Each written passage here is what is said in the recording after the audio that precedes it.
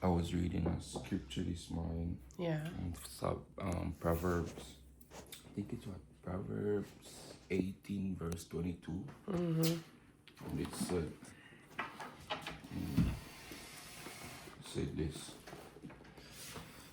Proverbs 18 verse 22. It said, "Whoso whoso findeth a wife findeth a good thing and obtain favor in the Lord."